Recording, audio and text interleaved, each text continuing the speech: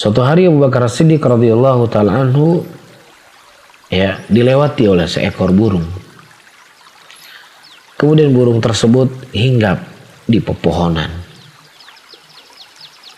Kemudian Abu Bakar As-Siddiq radhiyallahu taala anhu berkata, "Tuba laka ya tir." Bahagia sekali kehidupan kau hai burung. Engkau terbang, kemudian kau hinggap di sebuah pohon, kemudian kau makan buah-buahan yang ada di pohon tersebut, kemudian kau terbang kembali. Laisa alaika hisabun wala adab. Engkau tidak dihisab oleh Allah dan engkau tidak diadab oleh Allah Subhanahu wa taala. Begitu bahagia kehidupanmu. Yang berbicara seperti inilah seorang Abu Bakar As-Siddiq yang Rasulullah sallallahu alaihi wasallam telah mengkhabarkan Abu Bakar min ahlil jannah. Abu Bakar itu penghuni surga.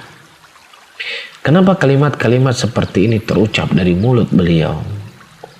Dikarenakan kekhawatiran panjangnya perjalanan kehidupan kita setelah kematian kita dan sedikitnya bekal yang telah beliau kumpulkan dalam keadaan